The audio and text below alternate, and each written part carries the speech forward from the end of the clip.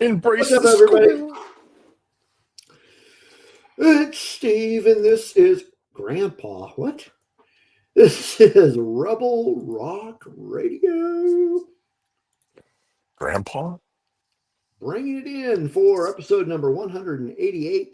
And in the chat room, we have...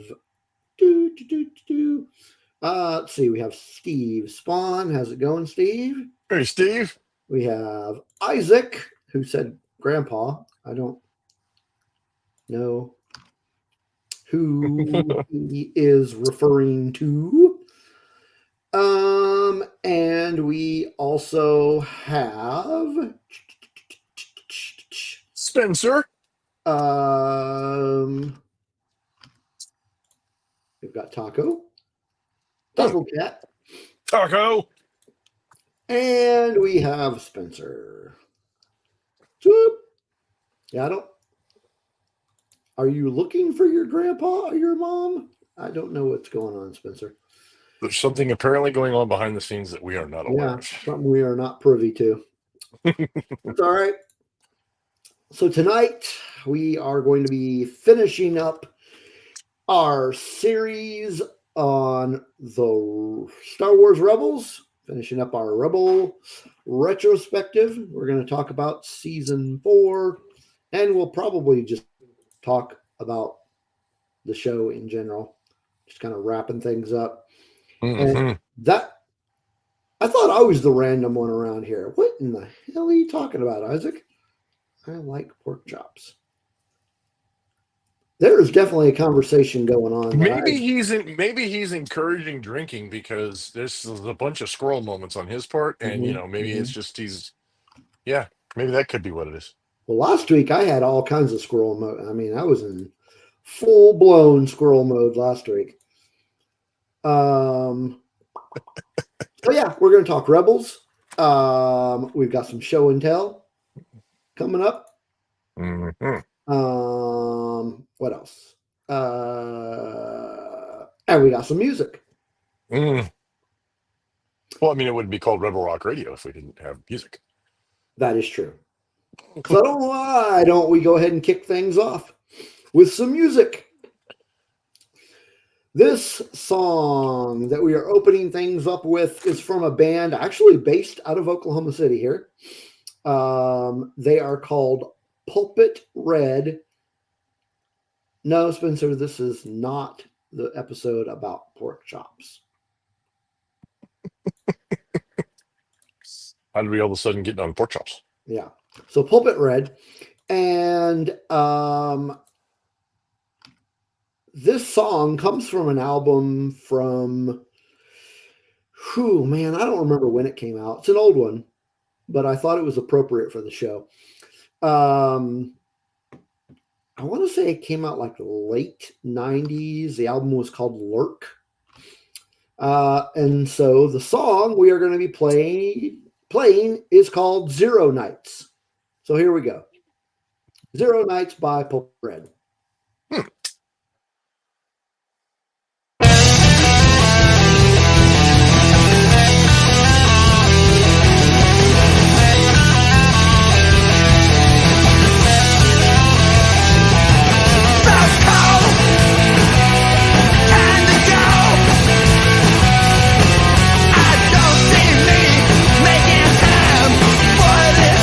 No more. I know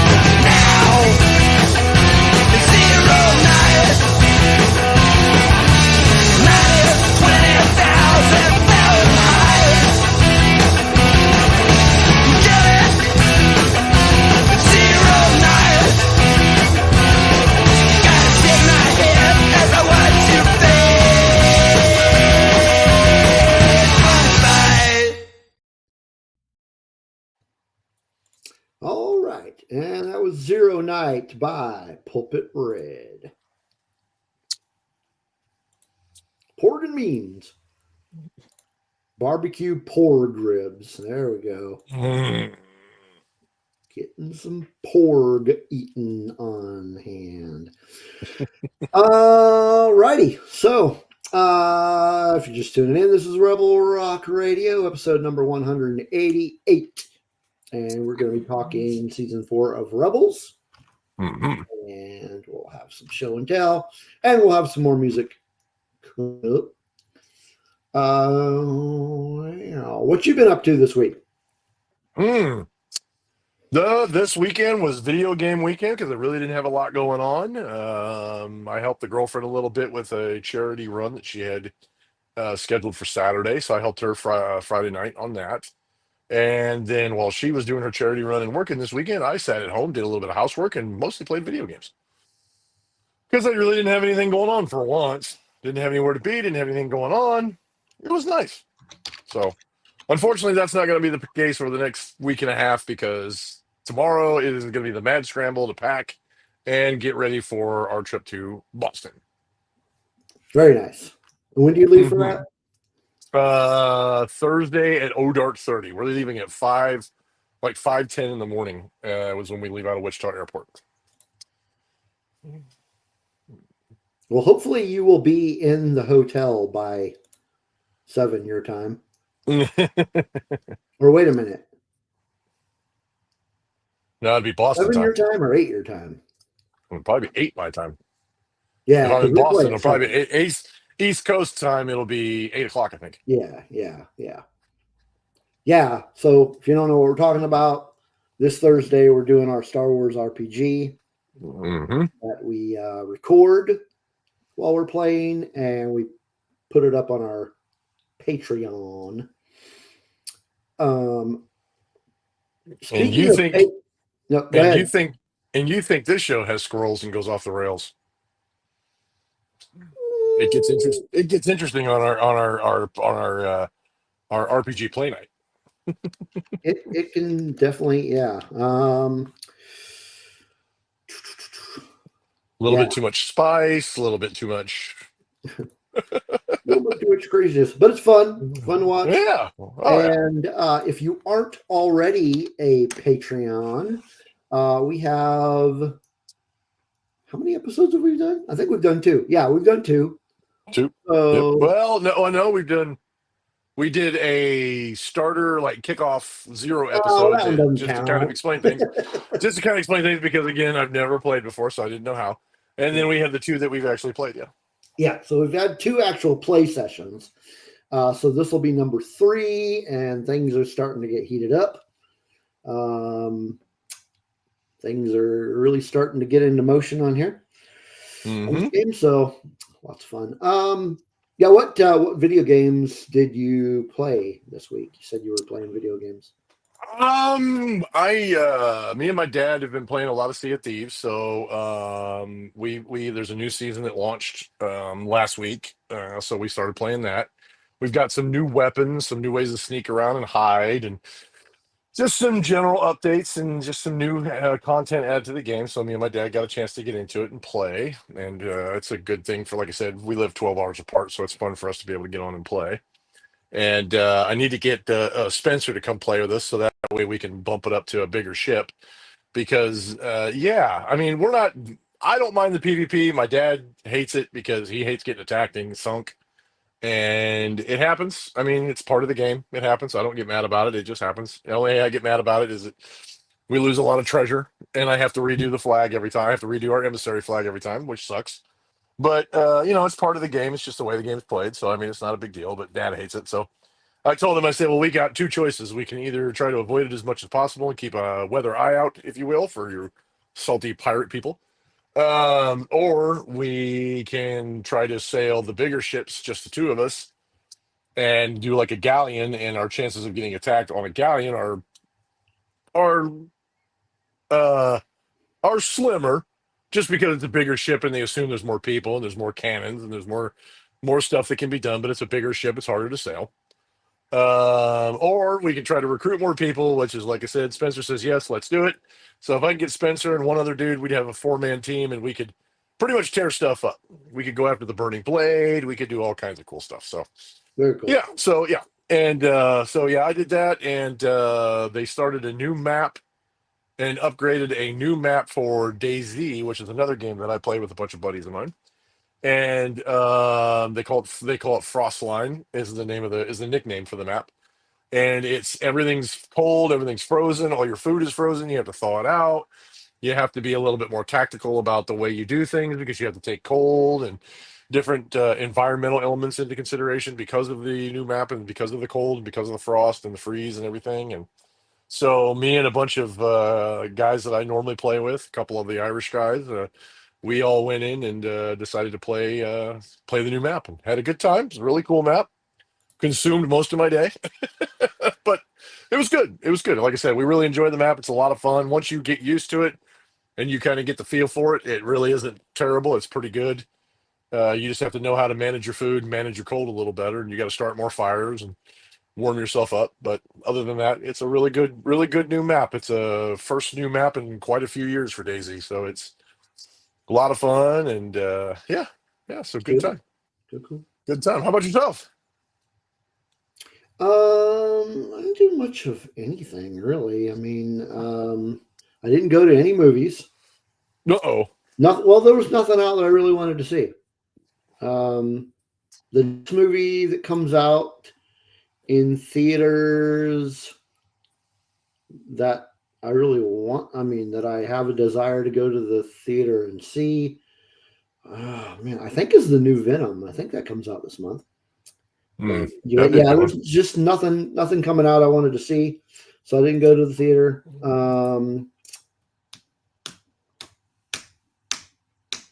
I got caught up on the Penguin TV show. That's pretty much, other than Rebels, that's really the only thing I've watched. Um, I did do that. recently. I did do some recapping of Rebels, watch some new Rebel stuff. Yeah, Yeah, I mean, I just kind of been revisiting a few of my older shows too, mostly yeah, Star Wars stuff.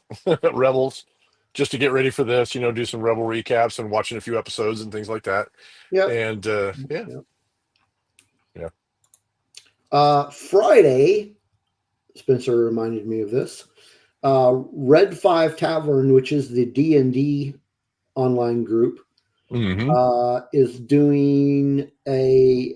Spencer is actually DMing it, and he's doing a Halloween two shot called Hmm. Halloween's Abyss. Um, so that will be live on Friday evening. Not sure what time. 8, I think. Hmm. 7. No, I don't remember. Hmm. Sometime Friday. Uh, Just stay tuned all day. Just watch your YouTube yeah, all day just long and just wait for it to come up. yeah. Go to. I'll put a link to Red Five Tavern in the show description. So just go there and mark that that you want to be notified um, of when that stuff is coming out. Hmm. Because there's, I want to say they do it almost every Friday. Um, I'm in it every so often. Hmm. Here, let me. Isaac kind of reminded me of something. I did see something that I'm thinking about purchasing, and I don't want to say where I found it or how much I'm going to pay for it because it was kind of a connection deal. But on a Halloween note, and going to Isaac's comment, I actually did find a guy who has in a special box a first edition copy of Bram Stoker's Dracula. Oh, holy crap! Oh yeah, First edition. and That's yeah. mhm, I'm That's a lot of. strongly considering purchasing that. Because yeah, outside of yeah, yeah. I mean, obviously if you've ever read the book, which I've read all the way through it several times, it's a great book. It's the collection of essays and doc and like journals from all the people in the story. And a first edition original copy would be fantastic to own. So yeah, that would be cool. And Yeah, that like would be Bram Stoker's Dracula, even though it's not like terrible like disassociation with the show or the movie, Mhm. the Francis Ford Coppola version, but I mean, there's a lot of stuff that's left out, a lot of stuff you don't see, a lot of stuff that's not mentioned, obviously for time restraints and reasons. And but yeah, that's probably one of my favorite old school monster movies is Dracula, and that kind of thing. So it's yeah, I would love to own a first edition copy of it. So I'm Heck yeah. strongly considering that purchase. Yeah. We'll see though. So another thing that is going on this week, other than the Star Wars RPG, tomorrow night I will be joining Spencer on his Dingus Den. Hmm. We are going to be. I'm pretty sure that's live. That's live, right, Spencer? Um, we're going to be talking about the some news that came out from New York City Comic Con.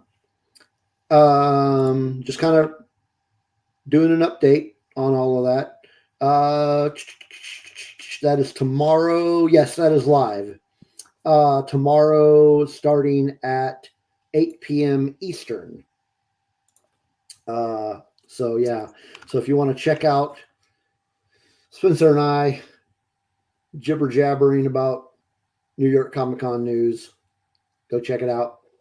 I'll put a link to Dingus Den in the show description as well. Let's see. So what else we got going on? Speaking of the Patreon, I mentioned that briefly. Blue and I have started up a new series um, called The Bat Cave. And it's basically we just get on there and talk about nothing but Batman related stuff. So that's going to be early access for patrons. So we record it and then put it up on Patreon. And then eventually, I'm not going to say when or how long it's going to be. It will eventually show up on the regular YouTube channel, but it's going to be early access for patrons for a while. So if you're a patron, you're going to get that first, and you'll get to see that well ahead of everybody else. I'm trying to think of. So we've got one episode of that up right now. It's kind of like we kept referring to it as a pilot episode, where we just jibber jabbered about what we're going to talk about. So we talked about what we're going to talk about, and yeah. So I think That's establishing a baseline. That's good. yeah, exactly. Um, so I think the next episode that we're going to record, I'm not sure when it will be. I think the next episode we're going to record is going to be about the 1993 animated film Mask of the Phantasm. Pretty Hmm. sure that's going to be our next topic. Pretty sure. God, I watched that. It's Um, a long time ago. yeah, I saw it in the theater when it first came out. That movie's Hmm. great. Hmm. Um, I just rewatched it today, Hmm. getting prepared.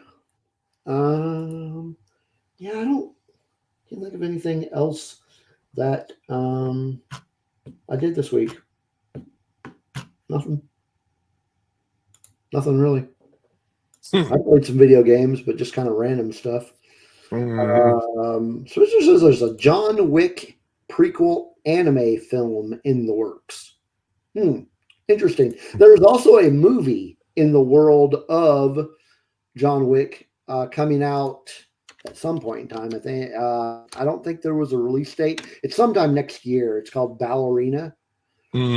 That actually looks pretty good. I kind of want to see it because they do hint that he shows up. Now I don't know if this is Yeah. pre John Wick episode 4 or part 4, or if this is after that, Yeah, I don't because know. there was rumors that they were going to bring him back eventually because they just wanted to fake his death.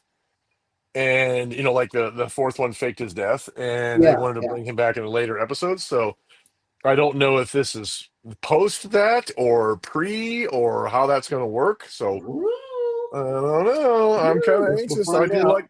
I do like the John Wick movies. I So do too. Zombie Hunter. hey, Zombie Hunter. Okay, well, Yeah, I like Spencer the is saying that it is pre John Wick 1. ooh, the Okay. impossible task. Yeah. Do you remember that from the first movie? They said they gave him an impossible task, Yep. and the bodies he buried laid the foundation for what they were. Yeah. So they're gonna show an actual anime of the impossible task. That'll be interesting. Oh, wait a minute. So, okay, so you're not saying that the ballerina is pre John Wick No, 1, no, are no, you? no, no, no, no, no, no. The anime one that he's talking about, I think. Okay. Well, no, I'd be down for that too. Yeah, I'd down for both of them. I Hmm. like the John Wick franchise. Hmm. Yeah, I think I saw that fourth one. Man, I probably saw it like 3 or 4 times in the theater. Oh yeah, the fourth That one movie was was great. uh the fourth one was probably the better of them. Mm, Just I, because I love just because Donnie Yen was in it and he's yeah, yeah. awesome. He's the blind guy thing is okay, but I don't. It bothers me because I don't think he can accomplish the things that he accomplished being a blind guy. But I mean, whatever. Yeah. I don't know. But the second one was good because I like the suit up scene and then the battle that he has in the Roman ruins and all that kind of Yeah. stuff. That's all pretty cool. So I tried watching the TV show. Uh, the Continental. yeah, I only got a few episodes in because I was like, yeah, nah, Yeah. didn't do anything for me.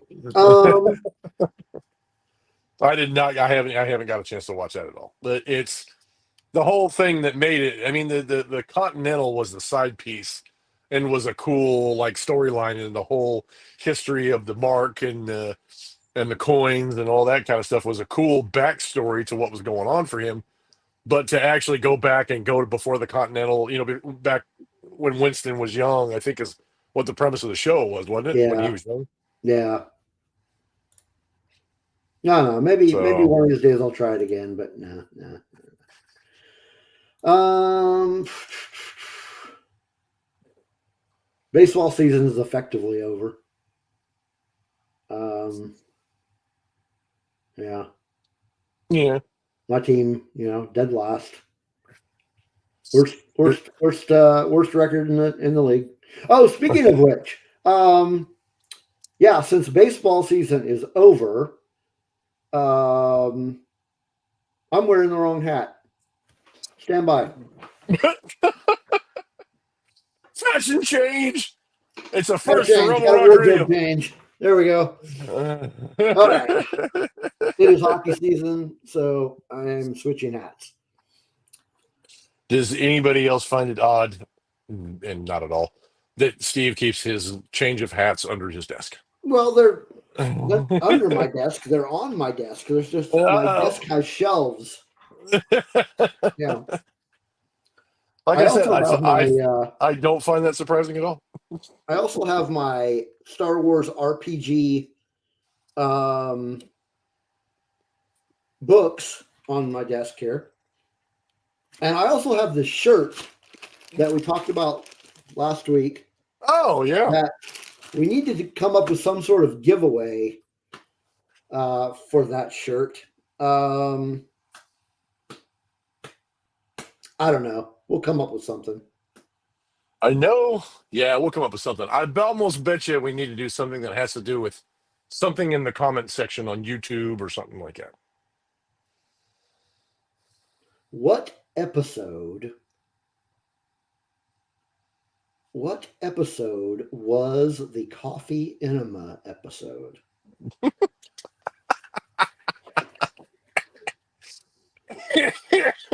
And no, you can't use the Salacious Rum episode. You cannot. No. Yeah.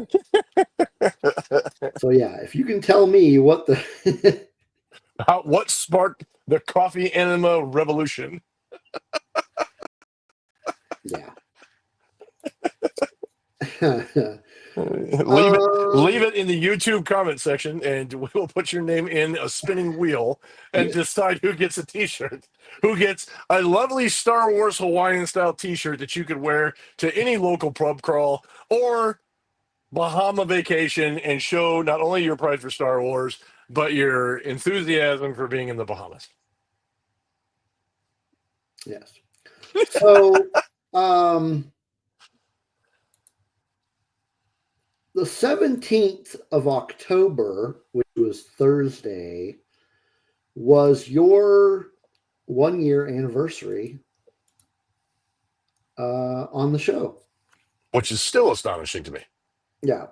That we've been doing That this you for a stuck year. around that long? Yeah. Yeah. That we've been able to talk that long. Yeah. Yeah, that was the Han Solo or the Solo movie. What was it called? Retrospect. Solo 5 years later. Mm-hmm. Bye, Zombie. See you, Zombie. Thanks for coming. Yeah, it was that one, and then the next episode you were on was the Did Disney Ruin Star Wars? Mm-hmm. And yeah, started it all. Alrighty. So I was talking about Patreon. We jibber jabbered about that a little bit. If you are not a patron, here's how you become one. It is only $2 a month, by the way, to join the Patreon club. And you could go to this link here, bio.link/Rebel Rock Radio. And there's a link to our Patreon, and you can sign up there, $2 a month. You get the bonus content, the early access content. You get the stickers, which, oh, by the way, Steve did post his sticker swag pack on the Discord recently. And now I can't find it now that I say it's on there somewhere. Spencer says it's been a year and I still haven't found the door. What are you trying to say, man? Wow. But yeah, Steve posted his sticker swag pack somewhere on Discord. It's on there somewhere. And if you don't know, we have a Discord where we talk about all kinds of different topics. And you can the shenanigans goes on all week long. Definitely. Very if good one community day a of people. week is not enough shenanigans for you, join the Discord. Yep. And you can get there by going to this link as well. So yeah, bonus content, early access content, stickers, and you get a shout out on the show. So without further ado, here is our shout outs. So thank you goes to Dave Brown, Kelly, and Chris, and Justin Hensley, Charlie Kirby, Chantel, Matthew, and Steve, who is in the chat room with us now. I don't think Matt in the chat room. I don't think I saw him. Nope, I haven't seen Matt yet. I don't think I saw him.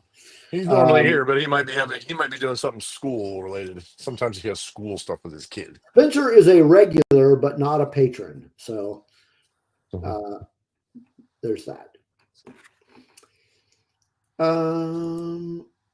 Isaac says, I taught a lady at work what Giyot means. I think you might have to teach us what it means. I don't know what he's talking about. I don't either. Speaking of which, uh-oh. I was today years old. Let me get my drink ready. Years old when I heard for the first time in my life, I heard the term yacht rock. I was like, yacht rock? What the hell is yacht rock? I was watching this guy's video on Instagram, and he was doing a like, what if Slayer was yacht rock, or what if Nine Inch Nails was yacht rock, and playing these tunes by these bands um, in the music style of yacht rock. And I'm like, well, what the hell's yacht rock? So I had to look it up, and it's basically like soft rock, like Air Supply and stuff like that.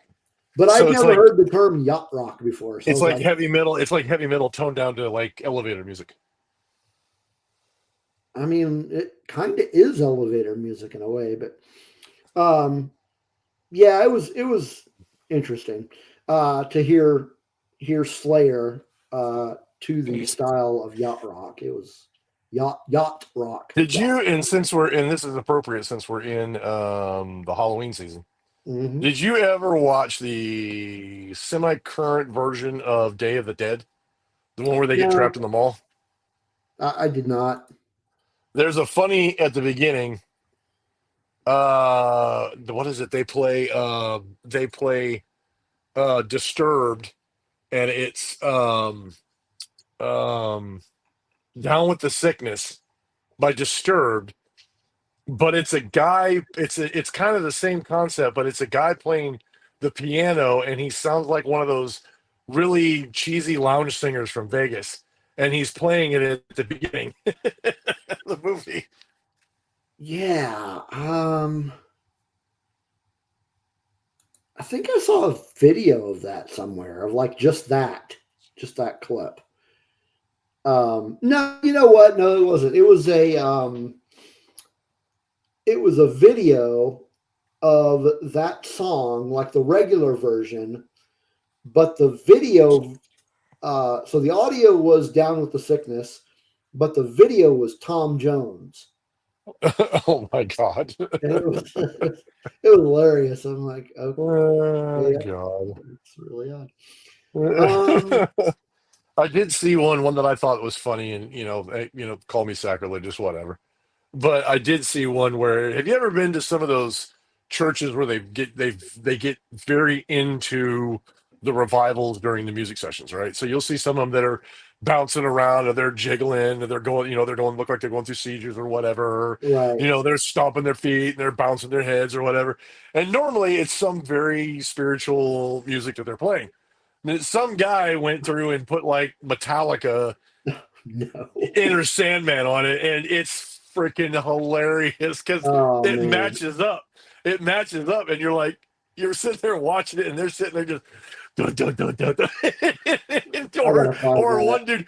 one dude even did, I think, a song from Gwar. It was a Oh bunch of man. people, and you can see him going through it, and he's like, they're freaking doing this. I'm like, oh, that's Oh you. man. It's that you're being watched, and you're like, I'm going to hell. I'm going to hell.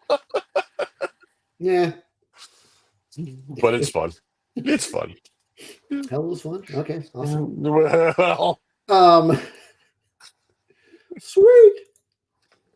Um, you got to have a sense of humor. Dang it. yes, yeah, for sure. Um, hmm. Gosh, what else? What else we got to do? We did our we need Patreon to shout outs. we need to do our second song so we can get to our show and tell. Oh yeah, yeah. Let's go ahead and do our second song. Oh yeah. Um, this band is called Fast Blood. Um, and they are from Newcastle, England. And the name of the song is also the name of the album it comes off of. The album and the song are called Sunny Blunts. So Fast Blood with Sunny Blunts. If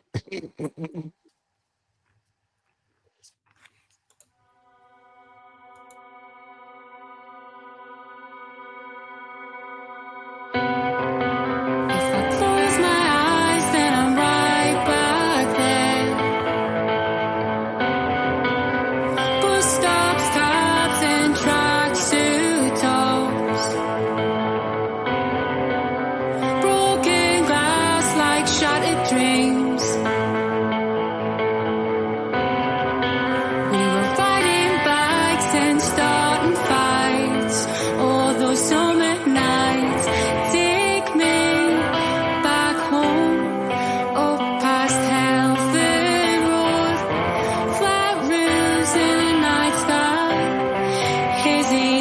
days and summer drives, I'll be missing you, playing low on the radio.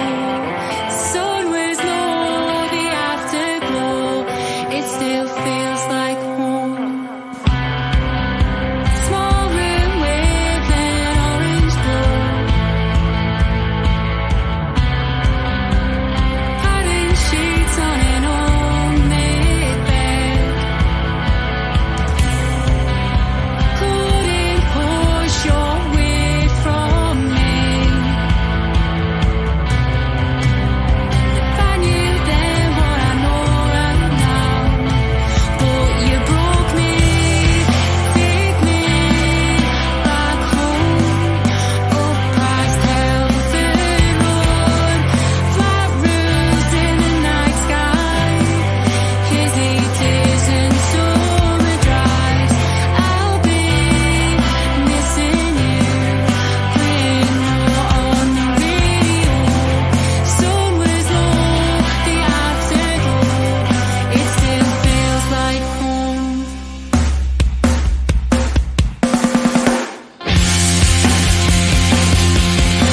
Those were glory days, the ones before you came.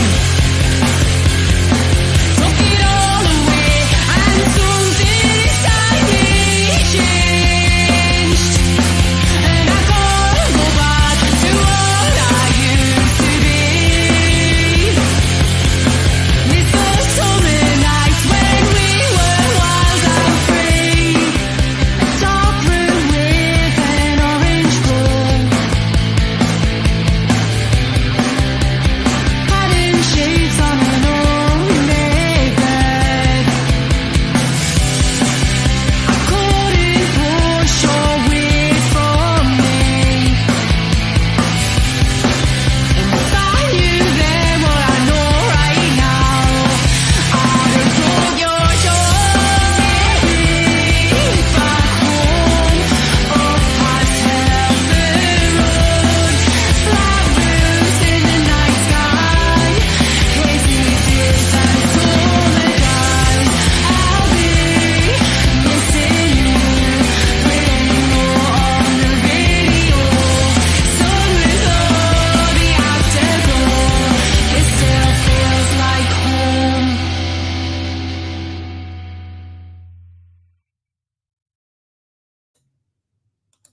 All right. Fast Blood with Sonny Blunts. That is not the song I thought it was. I don't I'll have to know. I go kind of back like and listen to that album again because I could have swore it was a Halloween sounding song, and that was not. it. It was a good Next song one though. will be, though, for sure, because I just found it yesterday. No, it's still a good song though. It was a good song, but it was like, this is incredibly mellow. At the beginning, but then it picked up. Yeah. Yeah. What do you got here? Oh my gosh, you just sent me the.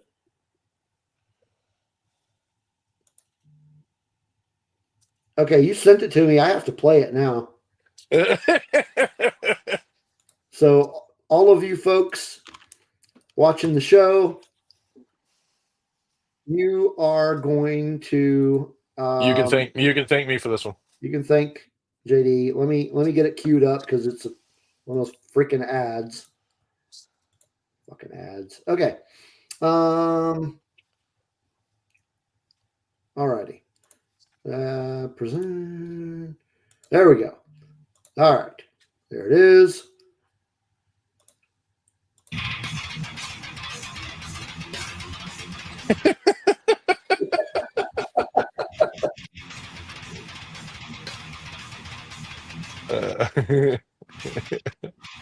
Yeah.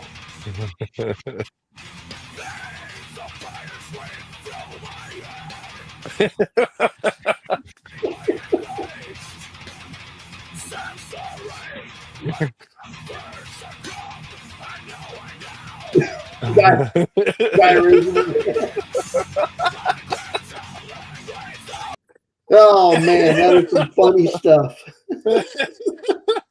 Was There's a bunch of them out there like that. Yeah. That's one of the funniest ones because that's not what they're actually like Like, dancing right, to. right. But you see it and it matches up so well, and you're like, oh my Oh god, man, that's that's hilarious. all right. It is show and tell time.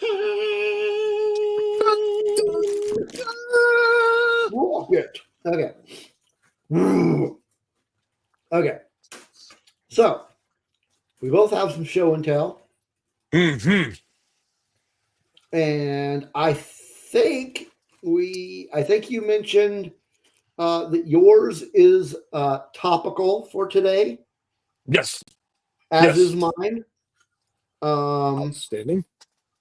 so my show and tell is an item that I have wanted for a while, but the company doesn't make them anymore. Uh-oh. So essentially, they're out of print. So I had to find it on eBay Mm. and paid probably more than I could have got a brand new one out when when they first came out. Well, okay. So the question is, are you sleeping on the couch? No, Okay, no. that's all that matters. So I have mentioned before that I used to play in a league on the for the X-wing miniatures Mm-hmm. game, and so this comes from that Oh. line. It is Mm. an X-wing miniatures version of the Ghost. Oh, nice. Yeah. That's awesome. So yeah. That's awesome. So the guy that was selling on eBay, he did not include the card, but I'll find the card somewhere. Yeah. Not that I'll ever play X-wing again because I don't know anybody that plays it. But if you look real close, you can see the Phantom on there. Then it doesn't separate though, right? It does not separate. No, it's all Okay. molded together. But Okay. yeah, so yeah, X-wing miniatures version of Ghost. I'll actually show you this. The reason I asked is because I got this one from the same line. Okay, Yeah, yeah, but that's the Lando version of the Falcon. that's the Lando version of it. But That's cool. the actual thing separates from it. So you can take the front part out, and then you get Lando's version of it, or you can just, like I said, you can stuff it. Let's see, yeah, here we go. Yeah, or you can stuff it back in, and you can make it complete. So that's why I was kind of curious if the version you got actually separated. Yeah, I don't. Nope. You didn't break it, did you? No. Okay. I'm not 100% certain I didn't break mine. I'll have to show you my X-wing miniatures collection sometime. That's a really cool collection. I actually thought about getting that because there's such good detail on those things. Well, they are. For my collection, most of it is TIE Fighter and TIE Fighter variants. Mm-hmm. Because when I played as TIE Fighters because I had their tactics down and did pretty well using those. Mm-hmm. All right, where was I? Squirrel. Well, that's cool. That's cool. I wouldn't mind getting because I think they made versions of like some of the Imperial fleet, which I thought were cool. Oh There's yeah, like Star they do. Destroyers and the Executor, but I don't think they were like true to scale though. At least I'm not sure if they were true to scale. There might have been ones that were true to scale, but they were hard to find true to scale. So yeah. So anyway. All right. What do you got? Okay, so as you guys may or may not know, I'm still waiting on the shipping confirmation of it, which I have not got yet. But I ordered the HasLab Ghost, and two of the characters that do not come with the Ghost itself was Sabine Wren and Chopper. Very nice. So, in anticipation of getting my Ghost from the HasLab, I bought this really nice box set that has the card back versions of Chopper and Sabine Wren. So I have Mr. Chopper. Oh, wait, let's see if I can get it in the frame there. Chopper. There's Mr. Chopper right there. And he's got a couple of those. Are they loaf cats? Yeah, I think they're loaf cats. Yeah, has a couple loaf cats with him. So that's pretty cool. So that's going to go in my go. I'm not sure whether I'm going to take these out or not because the punch card is still in and all that kind of good stuff. And I'm not sure whether I'm going to take these out or not and make them part of the crew. But all of the crew that comes with the ship will all be in card backs like this. So I may just leave them alone and not take them off. I don't know. Yeah. Because you can see them in all kinds of school. And then we also have Sabine Red. Sabine Wren, cool. And there's Yeah. Sabine, go along with a shield and a helmet and some blasters and some fire and stuff like that. So yeah, the and ghost these that are you are getting, that is the vintage collection, right? correct. That is from HasLab. Yeah. Yeah, that's the vintage collection from HasLab. It's the biggest one they've ever made, and it's huge. If you actually go to Hasbro Pulse and you look at the HasLab version of it, it is massive. I mean, it's huge. That's Well, probably going yeah. to be one of those. That's probably going to be one of those things where it's going to be a special unboxing here on the show. I'll have to lay out a table and unbox it for everybody and show it to them. And it might be, one of those Patreon exclusive kind of things, and then we'll show the Maybe. final product. But it's massive. It's I don't massively see a huge. price on there. Oh, it's not available anymore. It was Oh. one of those. It's one of those HasLab crowdfunded deals where Mm, they do the crowdfunding for it, and then they build it if they get enough people to back it. And then gotcha. once they get it done, they send it out to you, and then it's never available again. It's the same thing with the Jabba sail barge, the Razor Crest. Let's see, the Jabba sail barge, the Razor Crest, the Ghost, and the Cantina from Mos Eisley from the original series, all funded. But things like they had a posable Rancor that was like um, had like 42 points of articulation. It didn't fund, and like Reva's lightsaber, it didn't fund, and all that kind of stuff. So it's one of those things where if people aren't interested enough in it and they don't put their money towards it, it just doesn't get funded. But like Sail Barge, I was extremely upset that I didn't put any money into the Sail Barge and I didn't get one. And now they are extremely rare. In order to get one, we're looking at probably $2,500 to $3,000 to get a hold of one before somebody will let one loose. Damn. Yeah. So yeah. So and I also have, along with those two, I also got in this. Now, see, those two characters are 3 3/4 inch. They go with the Vintage Collection Ghost, but these are 6 inch from the Black Series. Mhm. And Steve will really like this one. This is actually from the Rebels Season 5 or Ahsoka series, whichever one you want to call it. But this is actually Mabs Mikkelsen Oh, that's as cool. Thrawn. Yeah, as Thrawn. So that guy, welcome to the chat. Do you guys have Balkan Rage? What is Balkan Rage? I think I've heard of that. Isn't it like a desktop game or something? I don't know. And then I also have in the 6 inch from the Season 5 or the Ahsoka series, whichever one you want to call it, I also have Ahsoka the White with both of her sabers.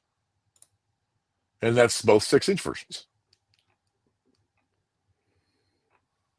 So, yeah.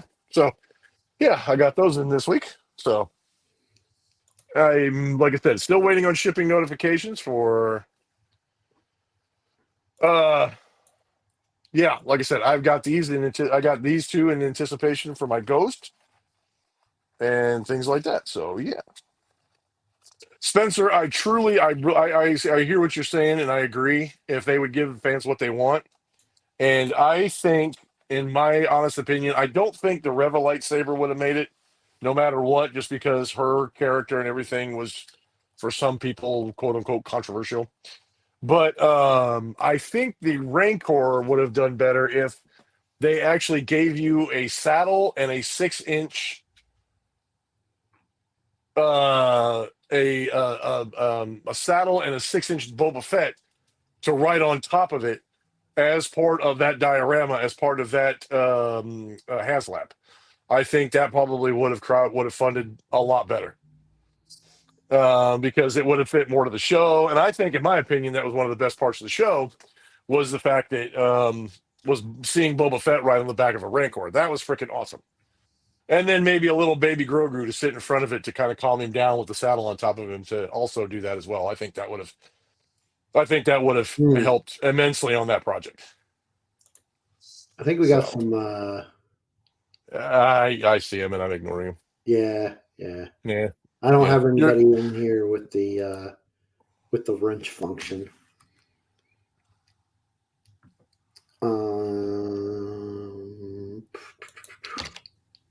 Oh, that's okay. Let them waste their time.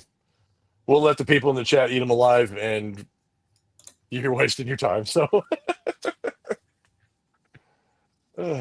yeah. So whatever.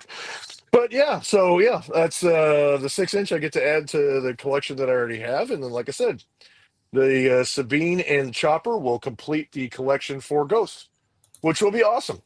I really need to find cases for them, though, because I have the cases for I bought cases for the soft goods versions and characters that came with the Razor Crest, and got them on display as well. So I don't know. I don't think I'll take them out of the package. I think I'll also display them all together, but I'm not sure. We'll see. We'll see how that all works out. So. I just saw a message from Isaac from earlier that says enemas are weird. I agree. Especially if they're coffee enemas. Yeah. Yeah. I still don't know what Balkan Rage is. I can't find anything about a game called Balkan Rage. I wonder if it's a band. Let's see.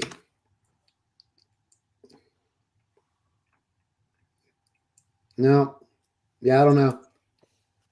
I don't know what Balkan Rage is. Sorry. No. Yeah, sorry. Apparently we don't have it because I don't know what it is. Yeah, obviously we don't have it.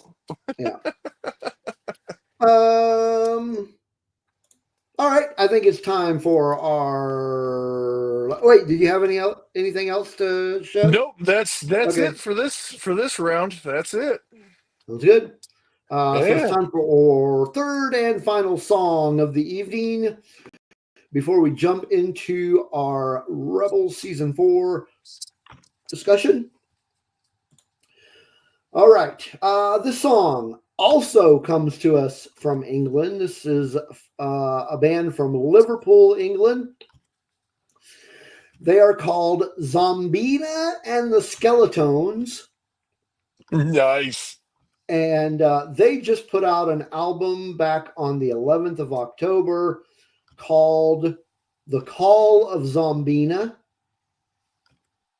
And the song we are playing from that album is Don't Kick My Coffin. So here you go. Enjoy. Don't kick my coffin. Don't kick my coffin in. Do not devour my resting place. Don't kick my coffin in. Don't kick my coffin, 'cause I don't wanna wake up. 'Cause I was sleeping.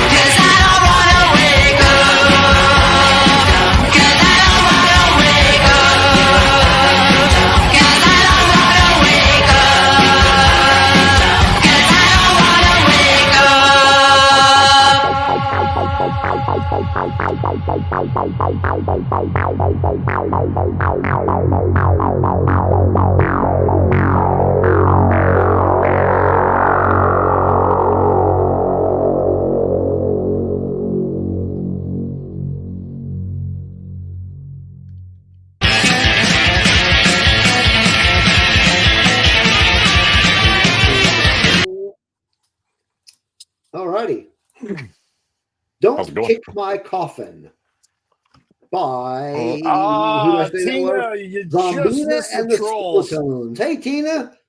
You just missed the trolls. Yeah, I was going to mention something. So if that whole what was it, Rage Balkan, whatever the fuck that thing was, just a note for people that come in and do that. You do realize by jumping in the chat and being on the video, you are still positively affecting the algorithm for us. So, trolls, come on in. Yeah, go ahead. You can come in, comment. It helps our algorithm, and then we block you, and you've pretty much wasted oxygen trying. So, just a PSA. Sure, come on in, make a comment. We love it. It's all right. It says, I am always late for the good stuff. Well, don't be late anymore. We love to laugh at you and make fun of you for even trying, and then we just dismiss you like you're not there. So it's okay. Yeah, Tina says a view is a view. That's my point. Yeah, you're on here That watching is. our video. Okay. That's the crazy thing about the haters and the trolls too, is that those people don't realize is a view is a view. If you hate it and you're still watching it, it's still a view. Yeah.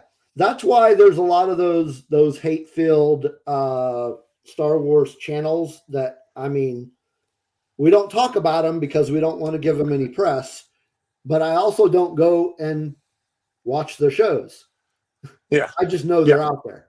Yeah, we just know they're out there because other people go on. They live rent-free in other people's heads, but for us, it's like, we don't care. I really like that picture that you sent me, JD, and I need to get a poster of that. Yeah, you should share that.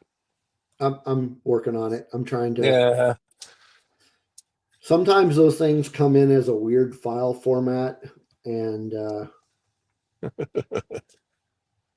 sometimes they don't. Okay, I think that one's good. So yeah.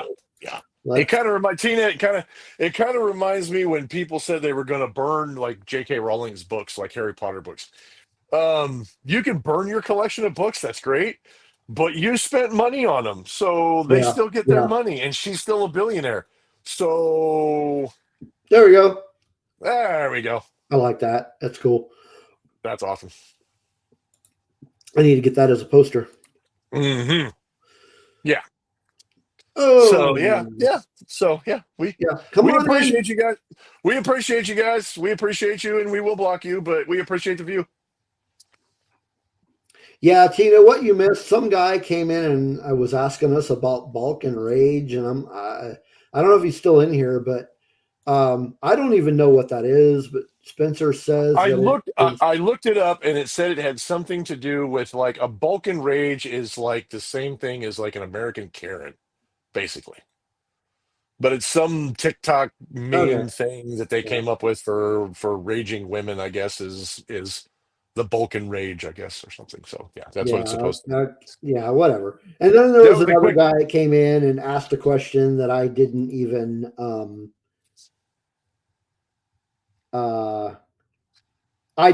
acknowledge it. It was a dumb question.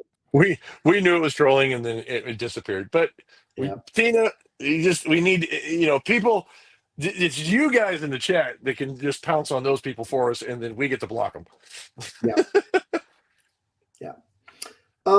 Used to have when Kelly used to come in here in the chat room, she was a like a moderator, and she would bounce those people out. Yeah. So if he wants to see female Rage, I can give him a preview.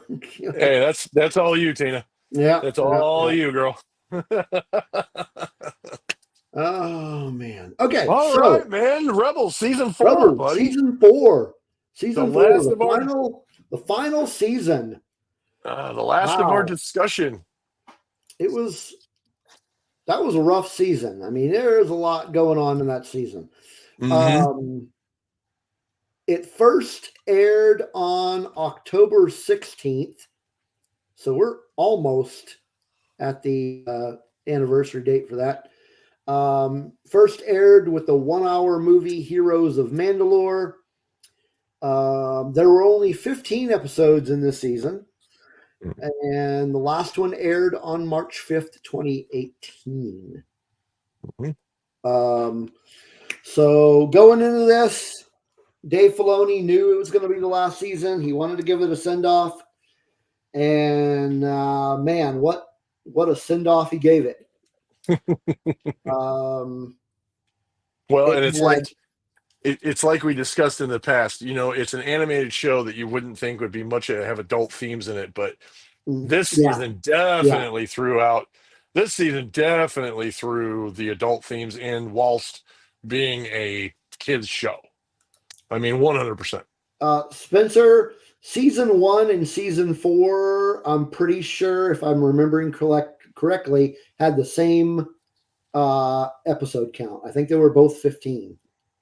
Well, this one technically had 16 because the first episode was parts one and two, and the last episode was parts one and two. Well, so did season 1. The first episode was a two-parter. Yeah. Okay. So, Isaac, you're going to have to explain to me what a Wampa whoopie pie is. Is that anything like a mud pie in a cow pasture? You know? Yes, Tina, you are correct. Rebels reduced grown-ups to tears. Yeah. Yeah, Yeah, that ain't no lie. season 4 was quite a ride. Man, where to begin? I'd have to say, as far as like maybe my 3 favorite episodes of this season, Heroes of Mandalore would have to be one of them. Mm-hmm. In the Name of the Rebellion would be another one. That was one with Saw Gerrera in it. And then, Family Reunion would have to be, that would have to be a favorite as well. Family Reunion was a rough one too. Mm-hmm. What about you? You have any specific favorites from this season? Yes. Flight of the Defender, because it's the first time we get to see Flight TIE Defenders. Yeah. I really, even though it was extremely sad, as a very well done episode, Jedi Knight, Yep. because that was the passing of Yep. Kanan. Spoiler Yep. alert.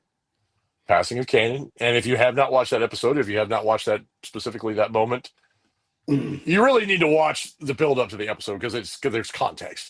But his sacrifice at the end is just one of those things where in animation, like I said, very adult themes, and you see his passing, you're like, wow, that's crazy that they did that, And but Workshop. yeah. So Millennium Workshop. hey, Millennium Workshop. And so yeah, that one was a great episode, and A World Between Worlds was awesome. So that was a rough episode too, specifically because of one scene. There was a scene where he wants to save Kanan, Mm-hmm. but Ahsoka talks him out of it. But here's Ezra having to experience Kanan's death again and just let it happen. Mm-hmm. And it's just like, could you imagine what was going through that boy's head? I'm telling you, with all the stuff that happened to him, and even his influence from Maul to the dark side, the Sith holocron, Kanan's death the first time, having to re-experience his death, his bouts with Vader, being in the Sith Temple, and he still manages to be a good-hearted person and a Jedi, or has the heart of a Jedi. Whether he's actually a Jedi is still debatable, but he still keeps that with him, and he still says that he still keeps that heart of the Jedi, that spirit of the Jedi with him. Mhm. It's a testament to the kid. I mean, that it was awesome that he was able to do that, and he was able to keep that control and creep and all that kind of thing. So yeah, And he saves the planet. and he saves the planet on top of it. Yeah. Yeah. By, So disappearing into the netherworld. yeah. um yeah, Ezra was he had a rough life, man. Yeah. And Well, his when you get discovered as a force sensitive being in the middle of the rise of the Empire, the fall of the Jedi, the fall of the Republic, the fall of yeah, yeah, yeah, yeah, incredibly and resilient character. like throughout the entire series, his evolution is an amazing just a testament to rising above. Mm-hmm. See, yeah, everything he went through, like you said, and he still became a positive influence. Like he was a positive influence on Sabine. Mm-hmm. Like she would not have taken up Jedi training if not for him. Mm-hmm. Um, yeah, it was he positively affected every. Oh, I mean, like yeah, it was in the last episode where even Hondo becomes like not a jackass, basically. You Where he know, starts to make his turn to the good side. yeah, like he becomes. I mean, Hondo becomes a hero. Mm-hmm. He's this guy's a pirate. No other way to describe him. He is a pirate, and Mm-hmm. he decides to be a force for good uh, because of Ezra.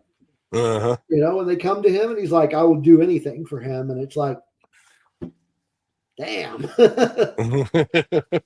um, yeah, you got him. And you know what? It just dawned on me. The only character I can think of that was in previous seasons that did not show up in season 4 was Lando. Well, actually, no, take that back. Princess Leia didn't show up in season 4 Mm. either. But Well, oh yeah, Mon Mothma was.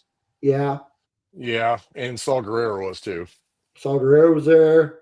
Yeah, the only one that Vizago was didn't, there. the only one that you didn't There's see. another one. Vizago becomes Vizago's basically a criminal, Mm-hmm. and he becomes part of the rebellion. But yeah, so you got Vizago, you got Hondo, Saul Guerrero. We see Agent Callus as a rebel, which we already knew that was happening anyway because that happened. They talked about that in season 3. Mm-hmm. But yeah, all of these people coming together, and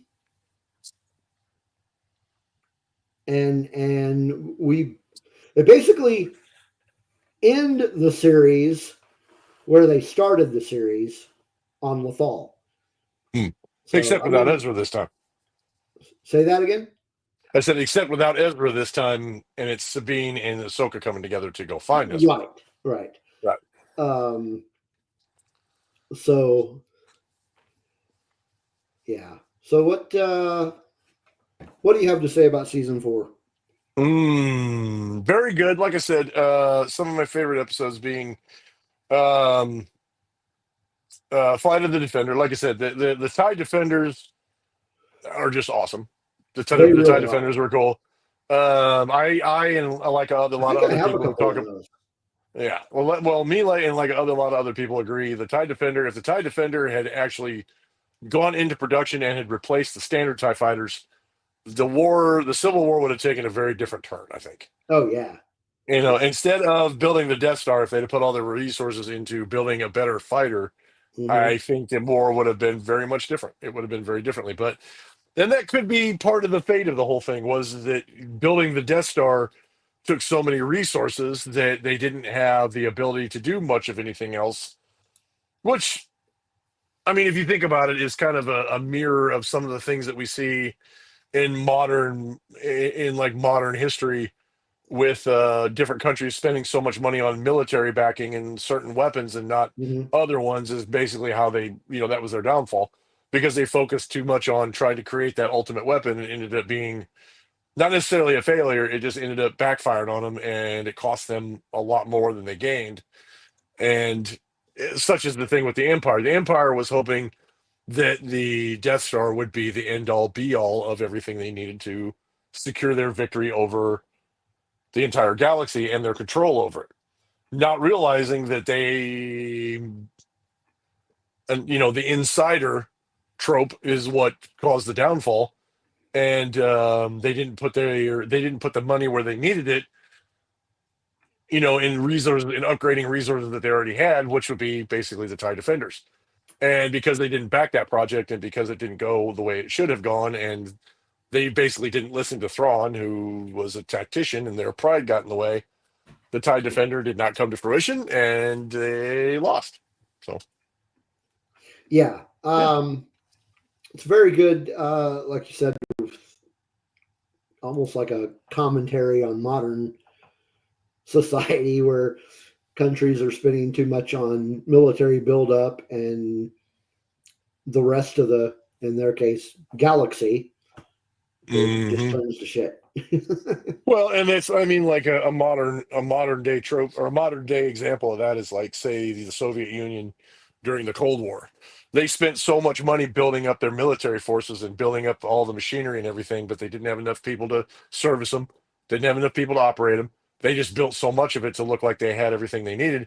And then when the Soviet Union crashed and nobody wanted to take care of it anymore because they didn't have the people to begin with, all of that equipment, everything they had just went to waste, and they didn't put their money where they needed it, which was in the people and making sure the people were taken care of and that kind of thing. So yeah, I mean, it's kind of the same deal. They put all their eggs in one baskets with the Death Star, which, if let's be honest, if Galen hadn't got his fingers into it and built a flaw in the Death Star, things might have gone differently there too. Yeah.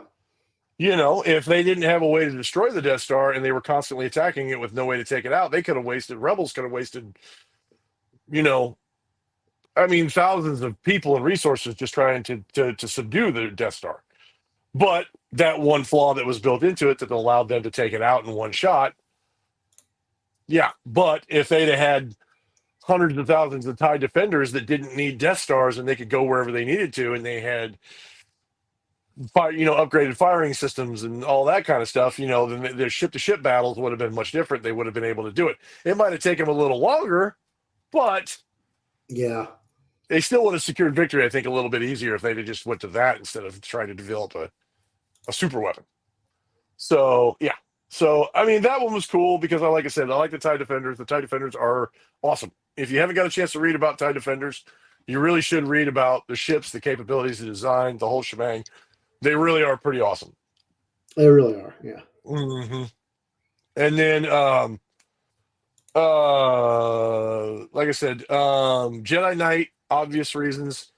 Kanan was such a great character. He had such an influence over Ezra. He was his character. Even his character progression, if you think about it, throughout the series, his character progression was about going from being a scared Padawan who had not been fully trained and just trying to dodge the Empire to actually being a teacher and being a Jedi Knight and trying to educate this young kid on what how he needed to navigate this new galaxy, and he himself was learning along the way in unconventional ways. And I think it was a real cool testament to him and his character, well, and in his progression.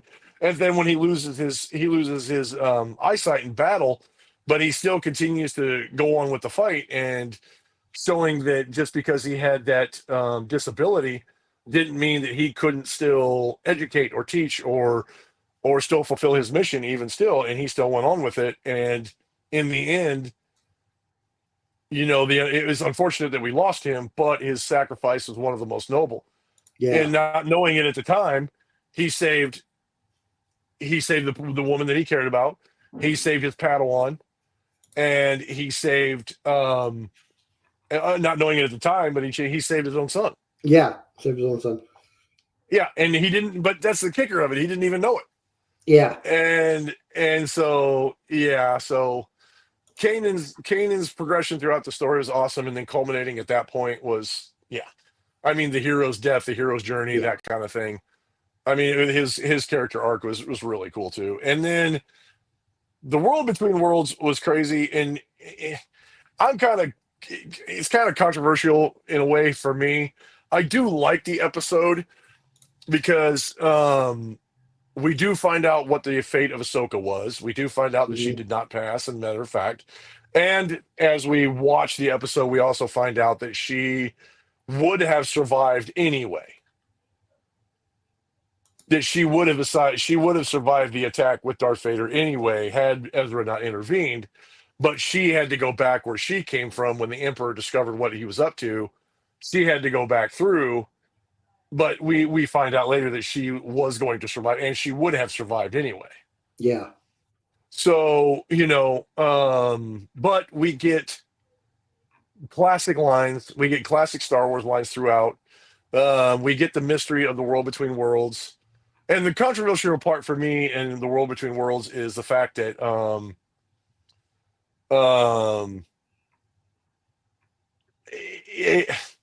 I'm always real kind of, and this may be just me, I don't know, but I'll give you an example, like Endgame. It's one of the things I didn't like about Avengers Endgame was I didn't like the time travel aspect of it because Yeah. it seems like a cheap and easy way to get into or out of situations by just saying, "Oh, we'll just time travel back and we'll fix it." But there's so many, there's so many problems, there's so many issues, there's so many things that could arise from using that as a class as a story arc, in those ways. And the thing about it is that now that we know the world between worlds exists, the question is that are they going to experiment with anybody else getting a hold of it, are they going to experiment with other people using the world between worlds to do other things, and are they going to use it as an excuse to, how are they going to use it? I guess my question is, how are they going to use it? Are they going to bring it back? Are they going to readdress the world between worlds? Because I'm pretty sure Ahsoka and Anakin's thing between in the Ahsoka series, Ahsoka and Anakin's thing, which is a cool part of the story arc. I'm pretty sure that happened in the world between worlds. And so, I mean, if they use it in that respect, where it's a bridge between what was and what is present, in a sense of like using going back and forth and using like memories and blips from the past to train Ahsoka and to get her past the point of what Anakin was trying to accomplish with her, trying to test her abilities and see if she was going to turn or if he could keep her from turning and see where she went. If it's for stuff like that, I'm gonna say that's probably a pretty cool that's a pretty good use of it, because then it's not necessarily using it as Isaac calls it, a cheat code for movies and series and sagas, Yeah. but it'll be used more for the side of the Force that has passed on, like Yoda and Obi-Wan and Anakin and those guys, to actually be able to come in and train and educate the future of the people coming. And is it something we might see in like season 2 of Ahsoka? Is it something that we'll see in like the new Rey movie? I hate to call it the new Jedi Order movie because we don't even know if that's what it's going to end up being. Yeah. I mean, it may end up being the new Jedi Order, but we don't know that for sure. And so I guess my thing is, the controversial part of it for me is just how are they going to use it in the future? Because obviously Palpatine had a way to commune with the world between worlds Ezra found his way in with the help of the wolves. Mm-hmm. So how do we, how is it going to be used from here on out? And it bothers me because I've seen other people say, oh, we could use the World Between Worlds to wipe out the sequel trilogy and we can go back and do something different, blah, blah, blah. I'm like, you got to be shit. I'm like, seriously? If they do something like that, I think even I would be like, okay, I'm just going to go back to canon's going to get cut off here and everything else. Just no.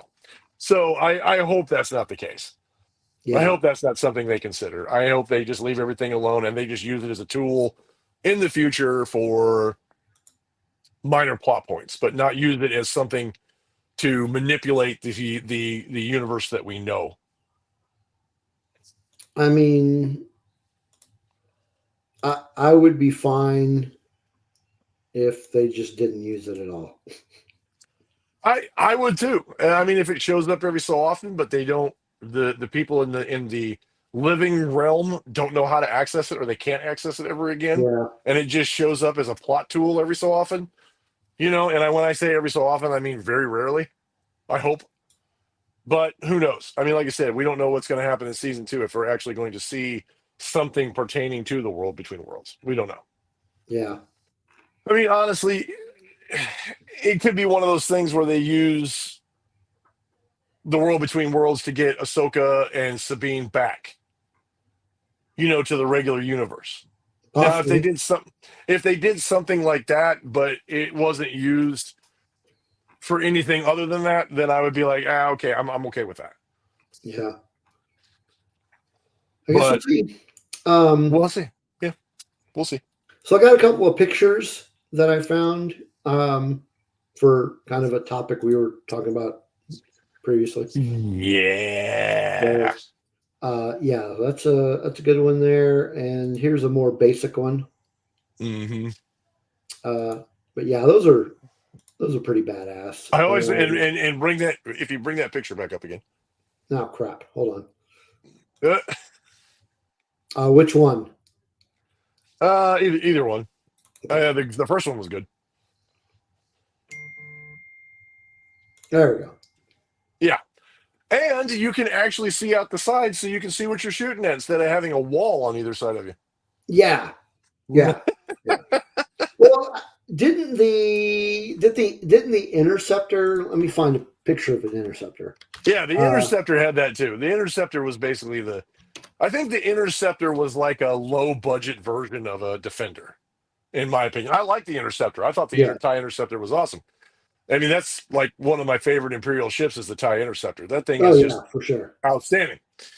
But yeah, you could actually see through the ports in the side, which was awesome. Yeah, here's one. Hang on. Let me pull it up. Yeah. Yeah. Yeah. Yeah, see, to me, that's a low budget version of the Defender. Yeah. Tina says, I love cheese. What kind of cheese? Yeah, there's like a whole other conversation going on in the chat room tonight. We've been talking about yes, Isaac, I agree. Smoked Gouda. pork versions of pork products. So if you've been watching the chat room, we've got pork rib, pork rinds. If you have a drink, this is now the time because this has been official squirrel moment. Just so you know. Yeah, you know. Put in the chat room. Spencer says, where'd it go? There it is. I love being cheesy. That's most of you people in the chat right now. It's not easy being cheesy. Hey, be easy on the cheesy. Gruyere. That is a type of cheese, isn't it? I bet that's French and we're not pronouncing it right. Probably. I used a mix of Gouda and Gruyere on my homemade French onion soup. French onion soup, very good. How did we digress from Rebels to food? Well, anyway. How do we digress from anything? This is true. This is true. I mean, I'm sorry I asked. we can get off the trail about anything. I mean, come on. How did we get into coffee enemas? This is true. Like, This is true. how would we? Tina says, Grew. Oh, God dang it. There it is. Gruyere. Gruyere. Is that right? Gruyere. Okay, Gruyere. Gruyere. Okay. Okay. Okay. I mean, and the other thing too about Rebels, the last episode too, the Bendu made the prediction about Thrawn, and the Pergola showed up, and the last thing we see of Ezra and Thrawn is them being whisked off by hyperspace whales Yep. to regions unknown. At the time, we didn't know, we didn't know where they were going. We didn't know what the Pergola really. I mean, we kind of knew what the Pergola really were, but how they all worked and all that kind of stuff, we really didn't. And that was interesting. That was cool to see that happen, because he made it at the time. All we knew is he made a similar sacrifice, and then the galaxy went on and fought its civil war, and then after the Battle of Endor, we see Sabine and Ahsoka come together, and the mural on the wall is really cool. Actually, as a matter of fact, this is going on my. I'll show you this as well. This is relevant. This is going up behind my. This is going up behind my ghost as well. When I get it, I've been saving this kind of off in the corner for a while, but I will show this to everybody if I can get it to stay together. Stay. So let me see if I can put this together.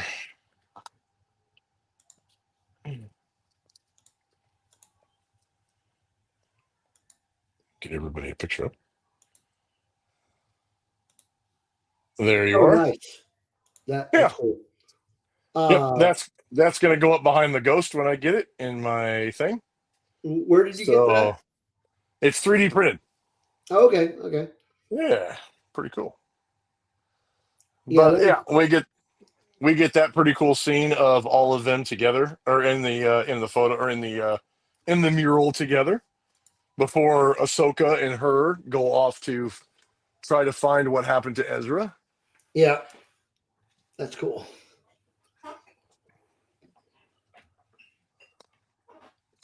So, Isaac is asking, have you tried adding apple slices to grilled cheese?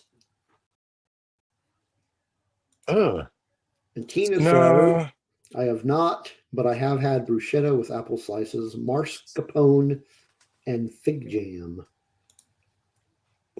Yeah, their conversation has nothing to do with our topic, which is great. I love that. They're just having their own conversation. They're having their own thing going on in there. While we're in here jibber jabbering about Star Wars, as we do. And they're talking about porgs with cheese and ribs. Somebody in that group is just hungry. That's all there is to it. That's all it is to it. Yeah. I already had dinner, so Me too. I ate an early dinner. Mm-hmm. Yeah, I ordered Taco Bell. Come on, I had some pasta and cheese marinara that my girlfriend made for me, and I also had a couple slices of bourbon apple pie. That sounds like that would kill me. Yeah.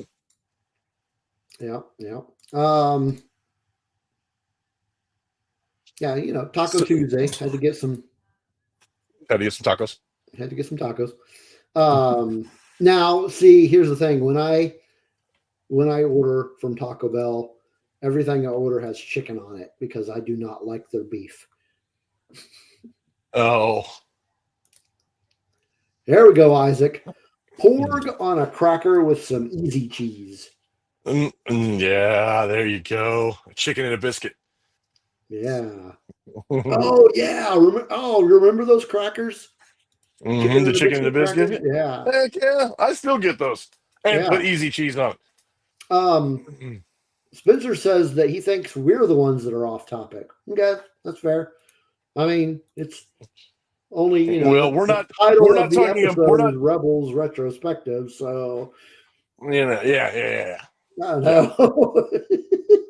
how we're off topic. I We're don't off. know. We're off your topic, but we're still We're on off your our topic. You guys are producing squirrel moments for us. Yeah, yeah. Yeah. Tina, are you talking about the chicken and a biscuit crackers? And I love those crackers. Spray cheese is classy. Yeah, it is. Only thing terrible about sprayed cheese is when it runs out. Pour get a biscuit, make it happen. Yeah, I actually don't like spray cheese. Really? Yeah, something about it just. You know, there's two different kinds, right? Is there? Yeah, there's two different kinds. There's like regular and sharp. Hmm. What would Don't Thrawn know. have for his last meal? Ooh. Porg etouffee.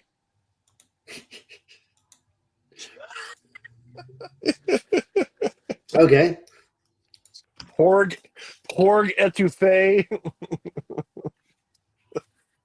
Okay, so yeah, with a side of yeah. pork gumbo. Tina responded and she confirmed that she was talking about the chicken and a biscuit. Oh, those things are so good. Yeah, they're good. They're good. Mm. Did you know that there is a new flavor of those now? Oh God. There is a ranch flavor chicken and a biscuit.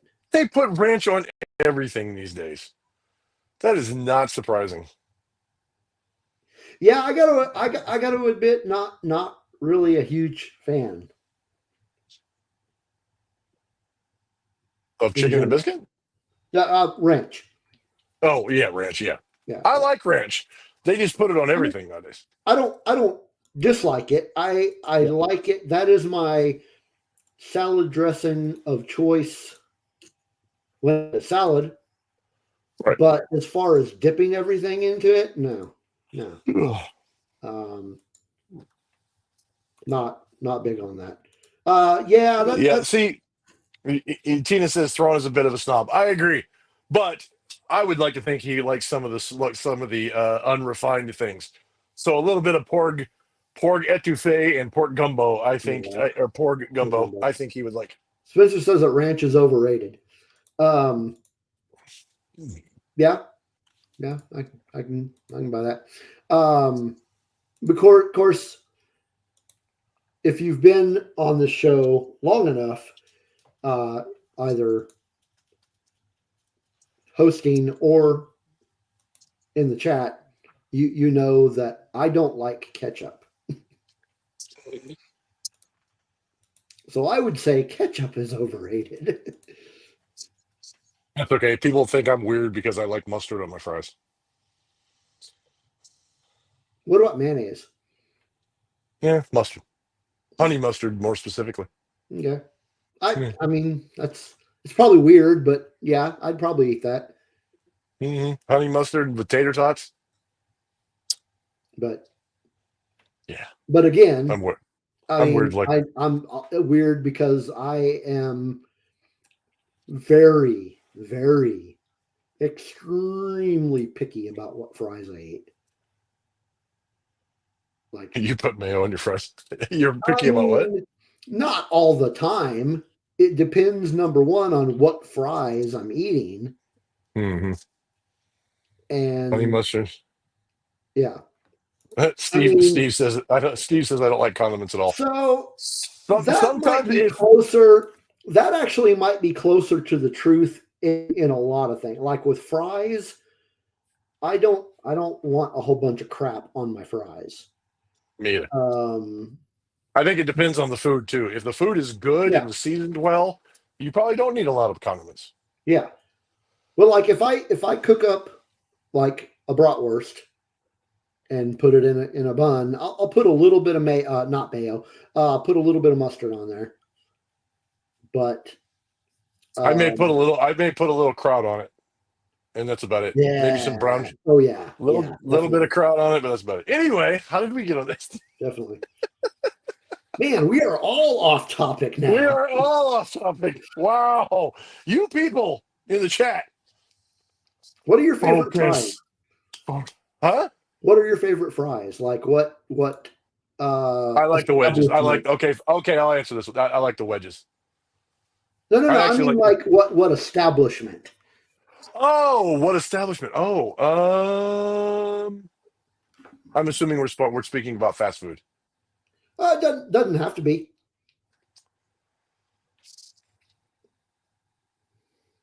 Nah, because I mean I don't eat fries like outside of like fast food. So I would say probably Wendy's fries are probably some of my favorites. Okay. Yeah, I'm not really a big fan of Wendy's, but Yeah.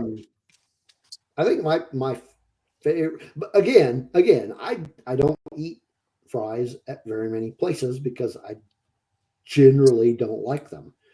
But I do like Red Robin's fries. I stand corrected. Red Robin's fries. I could eat Red Robin's fries for as a meal Yeah, 4 days. I mean, you yeah, throw a side of chicken and some freaking like their sauce that little red sauce that they put with it. You know, maybe a side of like chicken fries or something. yeah, With those yeah, fries combined, I could eat that as a meal. yeah. I like theirs. I Yep. like the Yeah. fries that you get at Five Guys. I like those. Those are all right. There's a local place here in Norman called Roosters, and I like their fries. Mm-hmm. I Campfire don't. sauce, yes. Yes, Tina. Campfire sauce, yes. I I'm good with that. generally don't care about McDonald's fries. They just taste weird. Um, don't like Burger King fries. Don't like Arby's fries.